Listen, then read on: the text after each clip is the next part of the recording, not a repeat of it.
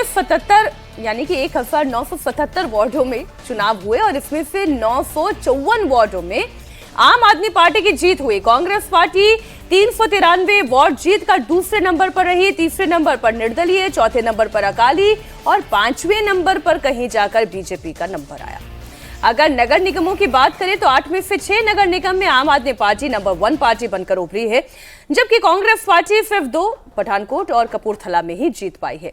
निकाय चुनाव में जीत के बाद आम आदमी पार्टी का जोश हाई है। मुख्यमंत्री भगवंत मान ने विपक्ष और पार्टी को छोड़कर जाने वाले नेताओं पर तंज कसा और कहा कि 2 से 4 कमजोर तिनके के निकल जाने पर भी झाड़ू झाड़ू ही रहता है। कमजोर तिनका आप समझ ही गए होंगे बात किसकी हो रही है।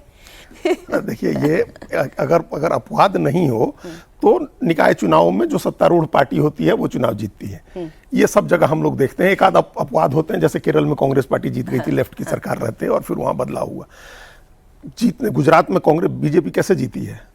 आप 80% से ज्यादा सीटें बीजेपी जीती है वहां। तेलंगाना में कांग्रेस 70-80% सीट जीती, तो उस नाते तो अभी भी 50% जीत पाई है निकाय चुनाव में भी आम आदमी पार्टी। तो एक चुनौती तो आम आदमी पार्टी के लिए है।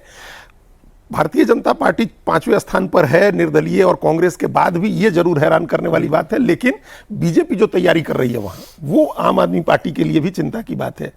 बीजेपी ने भी अपना प्रदेश अध्यक्ष बदला है और वो केवल सिंह ढिल्लों को वहां बनाया गया है, जो कैप्टन अमरिंदर सिंह के करीबी माने जाते हैं। और ये बड़ा सोचा समझा प्लान है। मीनाक्षी जी, आप वहां हिंदू अध्यक्ष थे सुनील जाखड़, हिंदू हटा करके जाट सिख को अध्यक्ष बनाना बीजेपी की एक स्ट्रेटजी है। कहीं ना कहीं बीजेपी को इस बात का यकीन है कि अगली बार हिंदू वोट उसकी तरफ आएगा। अब सवाल है कि जिसको ये तिनका कह रहे हैं, क्या राघव चड्ढा चेहरा हो सकते हैं वहां? भारतीय जनता पार्टी क्या राघव चड्ढा को आगे करेगी? क्योंकि एक हिंदू फेस आगे करना होगा। और एक झाड़ू की प्रवृत्ति होती है आपके घर में भी, हमारे घर में भी हम लोग देखते हैं। जब उसमें से तिनके निकलने शुरू हो जाते हैं, झाड़ू भी आउट हो जाता है, बिल्कुल खत्म हो जाता है उसकी, वो ढीला पड़ जाता है उसकी, और वो फिर निकल के बिखरने में उसको ज्यादा समय नहीं लगता है। तो इस बात का ख्याल रखना चाहिए। अभी आप निकाय चुनाव, और जो लोग कहते हैं कि सेमीफाइनल है, झाड़ू रिन्यू नहीं होता है, नहीं होता है ना, वो तो निकल के बिखरने ही लगता है। ठीक बात है। तो ये जो कह रहे हैं, और दूसरा क्या, सेमीफाइनल जैसी चीज कोई नहीं होती है। एक तो अपने आप में ये जो प्रतीक है हमको गलत लगता है, क्योंकि सेमीफाइनल में हारने वाला तो बाहर हो जाता है ना चुनाव से। यहाँ तो सेमीफाइनल में हारने वाला फाइनल खेलता भी है, कई बार जीत भी जाता है। कि जो भी रूलिंग पार्टी होती है उसका दबदबा ज्यादा होता है, उसके जीतने की संभावना भी ज्यादा होती है। तो ऐसा कोई बहुत तीर मारने वाला काम नहीं कर दिया आम आदमी पार्टी ने। पंजाब में आम आदमी पार्टी की जीत पर बीजेपी नेता अमित मालवीय ने तंज जरूर कसा। उन्होंने कहा कि पिछले 11 साल में पहली बार ऐसा हुआ जब सत्ताधारी पार्टी नगर निगम चुनाव में 1000 का आंकड़ा पार नहीं कर पाई। उन्होंने 2015-2021 के आंकड़े शेयर करते हुए ये बात लिखी, जिसमें 2015 में अकाली दल ने 1060 सीटें जीती थी, 2021 में कांग्रेस पार्टी ने 1432 सीटें जीती थी। ये तो आईना दिखाने वाला काम हुआ। बात बिहार की कर लेते हैं।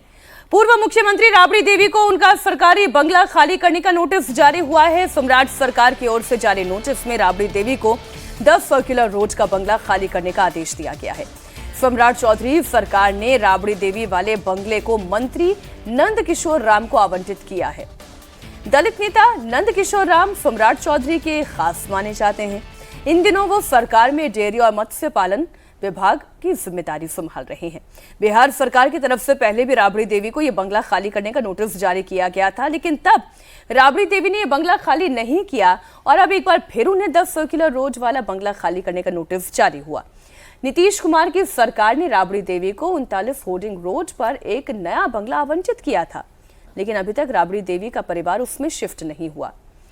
अब बिहार भवन निर्माण विभाग की ओर से जल्द बंगला खाली करने का आदेश दिया गया, तो इसे एक पॉलिटिकल मसला बना दिया गया। सज्जन जी, कल से देख रही हूँ शक्ति यादव से लेकर तमाम नेता जो हैं इस बात को लेकर विचलित हो रहे हैं कि राबड़ी देवी को कैसे कह दिया बंगला खाली करने के लिए। बंगला का आवंटित भी तो किया गया है। आवंटित ही नहीं, ये पूरी एक मानसिकता अजीब सी है कि जो पॉलिटिकल पार्टी एक बंगले में जहाँ रह जाते हैं उसको अपनी एक खानदानी जागीर समझने लगते हैं। उन्हें लगता है कि ये तो हमारा परमानेंट एड्रेस है, यहाँ से सब कुछ हमारी एक पहचान है, ये कैसे बदल जाएगा। उनको ये लोकतांत्रिक मानसिकता का बिल्कुल उल्टा स्वरूप है ये, कि जब आपको कहा गया कि आप खाली करें पहले से, तो बार बार उसको रेसिस्ट करना, और जब आपको नोटिस दे दिया जाए तो ये कहना कि हमारे ऊपर ज्यादती हो रही है। ये दिखाता है कि आप एक सरकारी और जो जनता के द्वारा मैंडेट दिया गया एक कालखंड के लिए, उसके बजाय आप एक परमानेंट अपने आप को उसके अधिकृत मानती है। और ये केवल बिहार के राबड़ी देवी की नहीं है। आप देखिए कि बहुत जगह ऐसा हुआ है कि जब किसी बंगले में लोग रह जाते हैं, मैं नाम नहीं, दिल्ली में ही एक एड्रेस है, ठीक है, जनपथ रोड पे, मतलब उसको ऐसे बना दिया कि उसको बचाने के लिए लोकसभा छोड़ के आप राज्यसभा से चुनाव लड़ जाए, केवल वो एड्रेस बचा रहना चाहिए, वो पता बचाना रहे। हाँ, उसमें राजनीतिक तलखी होती है, प्रतिद्वंदी भी होती है, लेकिन ये मानसिकता टूटना चाहिए। आपका खत्म हुआ तो नैतिकता ये कहता है कि आप उसको खत्म कर दें। सर, कहाँ राजनीति और नैतिकता को आप एक तरह से नहीं, उसका एक है, जब चंद्रशेखर वो गुड़गांव वाले आश्रम में जब किसानों से लोअर कोर्ट से हारे, तो उन्हें कई लोगों ने कहा कि ऐसा कीजिए कि हाई कोर्ट में इसको अपील कर दीजिए।